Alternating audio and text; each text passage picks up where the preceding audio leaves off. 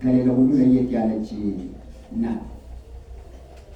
የተጸነሰችበት ቀንም ለየት ያለ ነው። የሥላሴ ቀን ነው፣ ነሐሴ 7። ይህም ራሱ ትልቅ ምስጢር አለው። ሥላሴ ስራቸውን የሰሩበት ኃይላቸውን የገለጡበት ቀን ነው። የዓለም መሰረት የመዳን መሰረት የተጣለበት ቀን ነው እና እመቤታችን ቅድስት ድንግል ማርያም መሰረተ ሕይወት ማርያም የሕይወት መሰረት ድንግል ማርያም ናት ይላል። የሕይወት መሰረት ሕይወት ማርያም ወጥንተ መድኃኒት ዘእምቀዲሙ ከቀድሞ ጀምሮ የመድኃኒት መጀመሪያ የመድኃኒት መሰረት እንደሆነች መጻሕፍት ይመሰክሩላታል። ነገሩ እንዲህ ነው። እንዴት ተወለደች? እንዴት ተጸነሰች? ከሌላው ለየት የሚያደርጋት ምንድን ነው ብንል እግዚአብሔር አዳምና ሔዋንን ለማዳን የገባላቸው ተስፋ ከልጅ ልጅ ተወልጄ አድንሃለሁ የሚል ስለሆነ ይህች የልጅ ልጅ የተባለች አድንሃለሁ ከሚለው ጋር የተያያዘ ነው። መሰረተ ሕይወት ስንል ምን ማለታችን ነው? ከልጅ ልጅ ተወልጄ አድንሃለሁ ካለ ይህች የልጅ ልጁ መድኃኒት ናት ማለት ነው። መሰረተ ሕይወት የልጅ ልጁ ድንግል ማርያም መድኃኒት ናት ማለት ነው። ከቃል ኪዳኑ ጋራ ከተስፋው ጋራ ስሟ የተያያዘ ነው። ይህ ተስፋ ይዞ ነው አዳም በሲኦል በአካለ ነፍስ ሲኦል ተስፋ ያለው መከራ ይቀበል ነበር። አንዳንድ ጊዜ ተስፋ ያለው መከራ ጥሩ ነው። ተስፋ የሌለው መከራ ግን ተስፋ ያስቆርጣል። ተስፋ ያለው መከራ፣ ተስፋ ያለው ፈተና ይጠቅማል። ወደፊት ተስፋ አለኝ የሚል ሰው ለጊዜው ቢቸገር፣ ቢረባው፣ ቢጠማው፣ ቢሰደድ መከራ ሊቀበል ሁሉ ተስፋ ስላለው ያ እንደሚያልፍ በተስፋ ይጠብቃል። ተስፋ የሌለው ረሃብ፣ ችግር ግን ሁልጊዜ ለዘላለም መከራ ሆኖ ይኖራል። የአዳምና ሔዋን የ5500 ዘመን መከራ መቀበል ባለ ተስፋ ነው። ተስፋይቱም ድንግል ማርያም ይችን ተስፋ ይዘው ራባቸውን፣ ቢጠባቸውን፣ ልማታቸውን፣ ቢቸግራቸውን፣ ችግራቸውን ችግር አድርገው ይችን ተስፋ ሲጠብቁ 5500 ዘመን ቆዩ። በዚህ መካከል ብዙ ነገር ተነገረ። ብዙ ነገር ነቢያት ተናገሩ፣ አስተማሩ። ስለ እመቤታችን ትንቢት ያልተናገረ አንድም ነቢይ የለም። ዘርዝሮ ለመናገር ጊዜው አይበቃም። ኋላ ቅዳሴ ማርያም ስለሚቀደስ አዳምጡ ምእመናን። በዚህ በፍልሰታ ሲቀደስ ምንድን ነው የሚል አንድ ውእቱ ተስፋሁ ለአዳም እና የአዳም ተስፋ አንቺ ነሽ ይልና የዋሱ ላሚ ለቀደለ ባመሳ ሩቱ ለሴት ምግባራት ነው አቦተ ነው የኖ መርከብ አብርሃም እያለ ሁሉ ተስፋ እንግዲህ አበው ነቢያት ቅዱሳን ሁሉ ትንቢት ተናግረው ራእይ አይተው ምሳሌ መስለው የአዳምን ተስፋ ይጠባበቁ ነው። የተጠራቀመ ተስፋ ነው። የተጠራቀመ የኖረ የቦካ ጸሎት የቦካ ትንቢት ምሳሌ ይጠብቃለን። በድንግል ማርያም ይህች ቀን በጣም የተጠበቀች ቀን ናት። ምእመናን በጣም ከአዳም ጀምሮ አሁን ነቢያት በተለይ የኤልያስ መሶበ ወርቅ፣ የኤልሳዕ ድንቅ፣ የዕንባቆም ተራራ፣ የኤልሳዕ ምንጭ ይሄ ሁሉ የአባቶች ጸሎት ጭምር ነው። የቦካ ጸሎት ይሉታል። የነቢያት ጸሎት ስለ እመቤታችን ይናገሩ ነበር። በቤተ መቅደሱ በደብተራ ኦሪቱ ሐና ሙሴ ከነ አሮን ጀምሮ የነበረው ንዋየ ቅድሳት በሙሉ እመቤታችን ይጠብቅ ነበር። ይህ ዘመኛ ሆኖ ይጠብቅ ነበር። ይህ ንዋየ ቅድሳቱ አሁን ቅድም ሰምተነዋል። ጳውሎስ ለዕብራውያን በጻፈው መልእክቱ ምዕራፍ 9 ላይ ወደ ቀዳሚት ደብተራ ራቅምሳታችን ብሎ በደብተራ ኦሪት መሶበ ወርቁ ተቋም ወርቁ ይህ ሁሉ እመቤታችን የሚጠብቅ ተሳልፎ ለመቀበል የሚጠብቅ ንዋየ ቅድሳት ነበር። ነቢያት ብቻ እንዳይመስላችሁ እመቤታችን በተስፋ ሲጠብቅ የነበረ የሰው ልጅ ብቻ ሳይሆን የቤተ መቅደሱ ንዋየ ቅድሳት ማዕጠንቱ ዕጣኒቲ ማርያም ቅድም ሰምታችሁታል።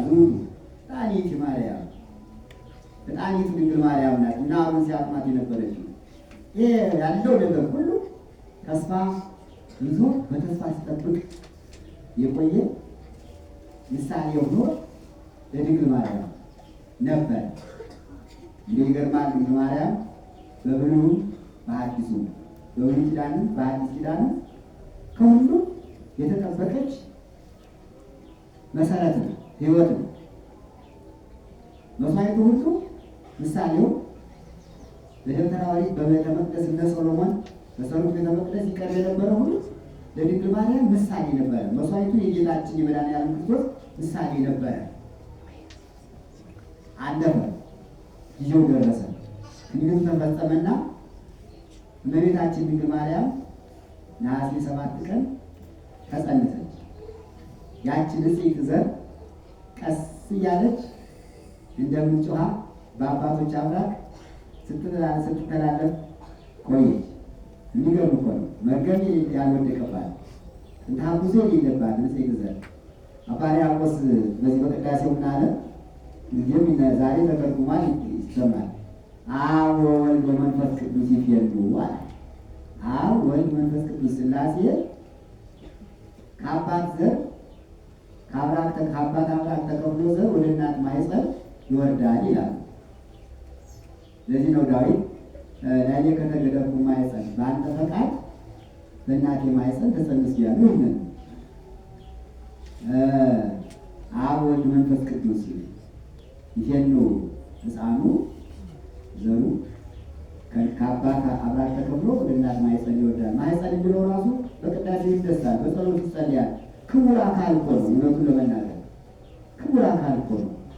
የእግዚአብሔር ፈቃድ፣ የእግዚአብሔር ስልጣን፣ የእግዚአብሔር ኃይል የሚገለጥበት እኮ ነው። የእናቶቻችን ማኅፀን የእነ ሳራ የእነ ኤልሳቤጥ የእነ ሐና ማኅፀን 90 ዓመት በተስፋ ሲጠብቅ ቆይቶ ሳራ በ90 ዓመቷ ኤልሳቤጥ በ90 ዓመቷ ሐናም በ90 ዓመታቸው የጸነሱ።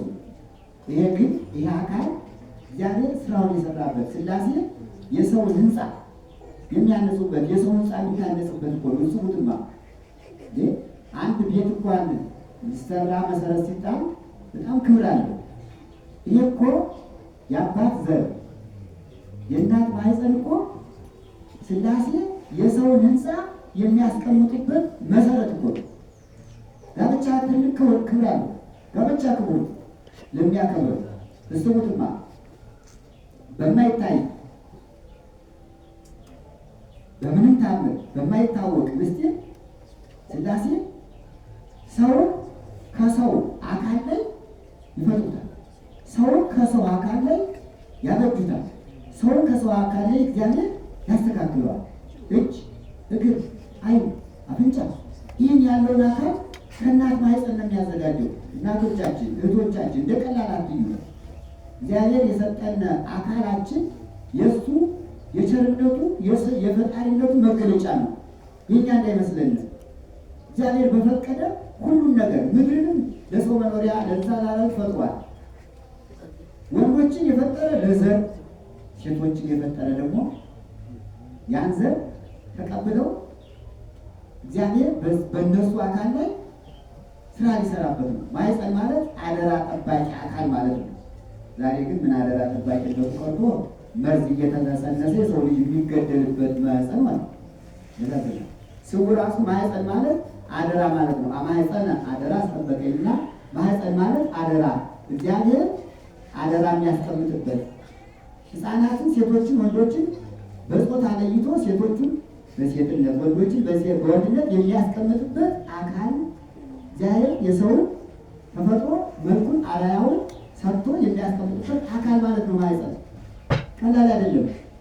ዛሬ እመቤታችን ቅድስት ድንግል ማርያም መጸነሷ ከሌላው ለየት ያለ ቢሆንም ከኢያቄም ከሐና ስትጸነስ እግዚአብሔር አምላክ በፈቃደ አምላክ በሥርዓተ መልአክ ነው በፈቲጽነት በሌላ ፈቃድ ሌሎቹ በልተው ጠጥተው ሰክረው ጠግበው እንደሚያደርጉት አይደለም።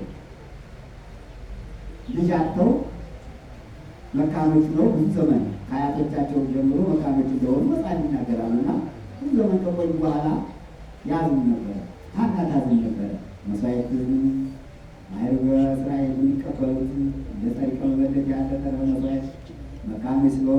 አይሰጣቸውም ነበር። ዓይኗ ይዞር ነበር። ሕፃናትን ባየች ቁጥር ታለቅስ ነበር። የማይቀድማት ነበር። በተለይ በወሪቱ የነበረው ስርዓት መካኖችን በጣም ያገሏቸው ነበር። ኤልሳቤጥም እንደተናገረችው አባቶች መካኖችን በጣም ይገለሉ ነበረ። ከሚሰጠው በረከት ሁሉ አይሰጣቸውም ነበር። አሁን እኛ እዚህ ጸበል ይሰጣል አይደለም? በአዲስ ሕግ ሁሉም ቤተክርስቲያን የመጣው ሁሉን ያገኛል። እንኳን ሌላ ስጋ ወደሙ ለመቀበል አይከለከልም። እንዲሁም እየለመነ እባካችሁ ስጋ ወደሙ ተቀበሉ እያለ። በወሪቱ ግን ችግር ነበር። እንደዚህ አልነበረም። እንኳን ተለምኖ ለምኖ አያገኙም ነበር። ጸበል አይሰጣቸው። መካኖች በተለይ ተረፈ መስዋዕት አይሰጣቸው። እምነት አይሰጣቸው። ከህብረተሰቡ በጣም የተለየ የተገለለ አመለካከትና ሁኔታ ስለነበር ሐና ኢያቄም ዓይናቸውን ሲዞር ኖረ። ሕፃናት ባዩ ቁጥር ይጨነቁ ነበር። ታዲያ የተስፋው ባለቤት እግዚአብሔር ተስፋቸውን ጠብቆ አቆይቶ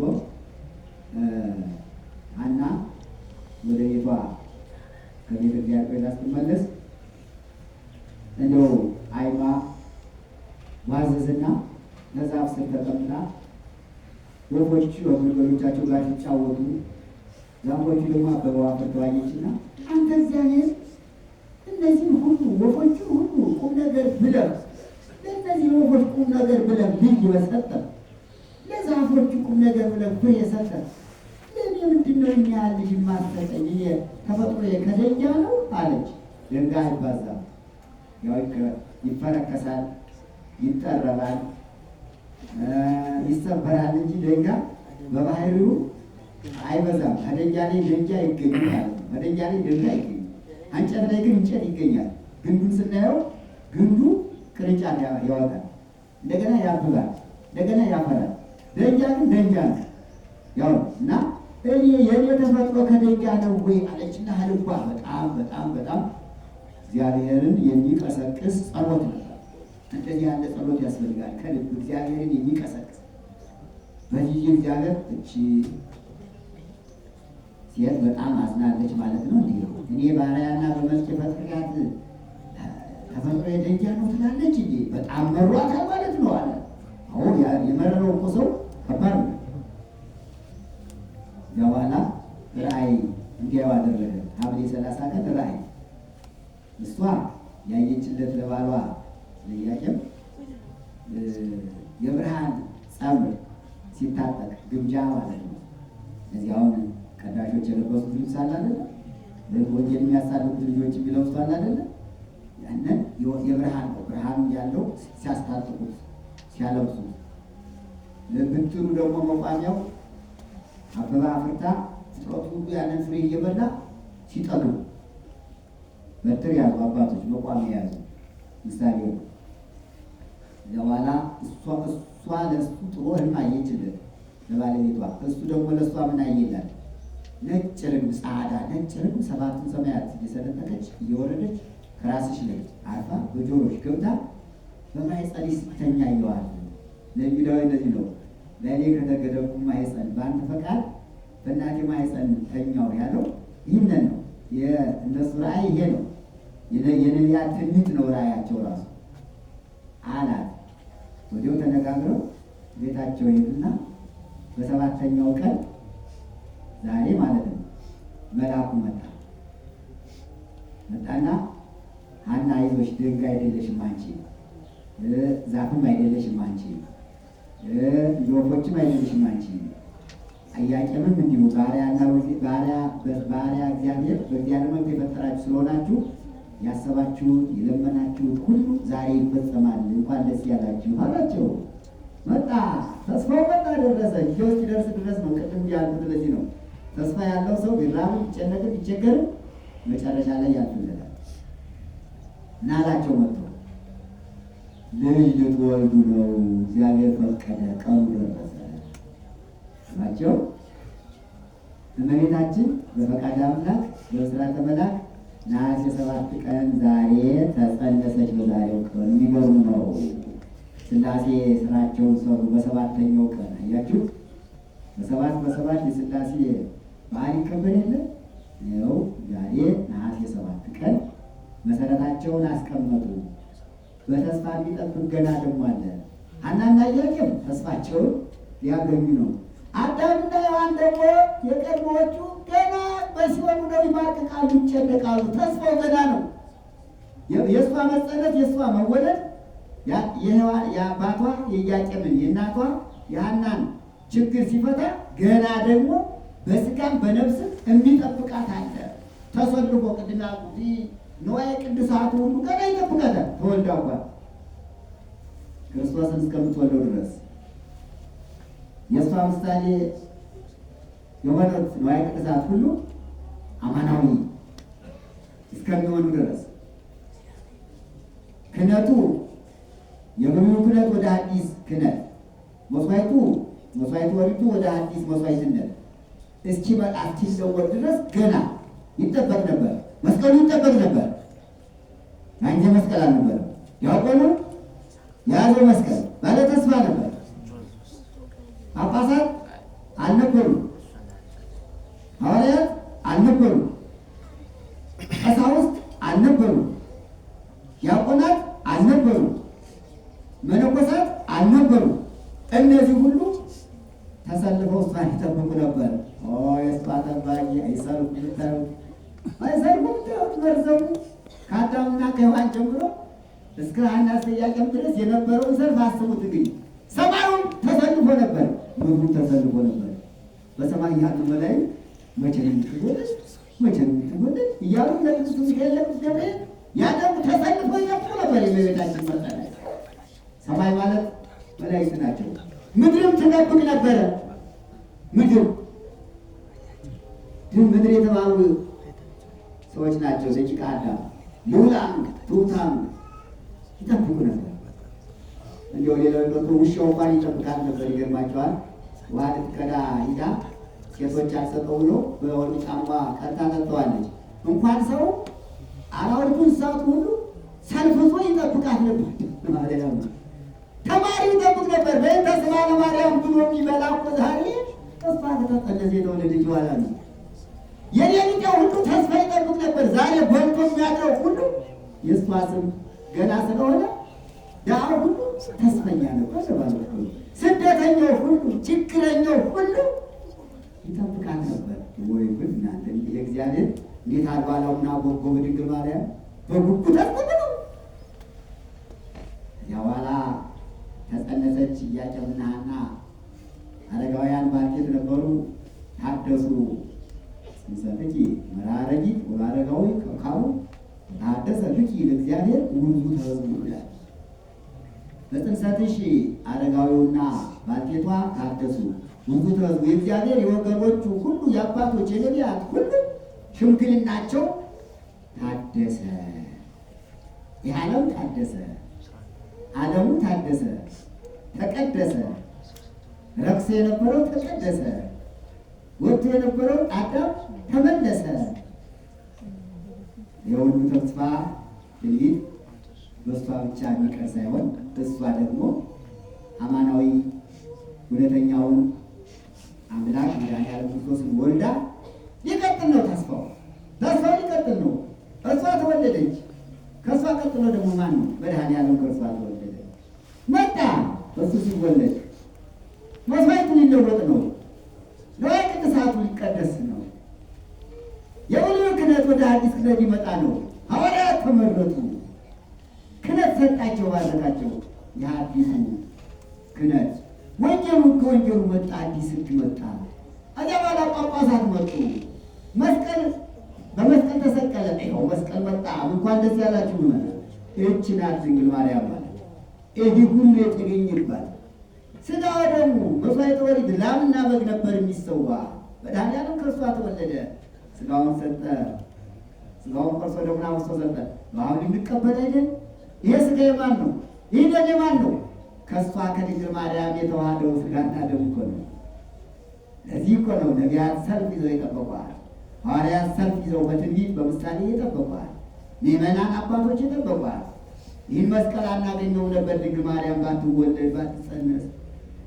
ቅዱስ ሥጋውን ክቡር ደሙን አናገኘው ነበር ድንግል ማርያም ባትጸነስ።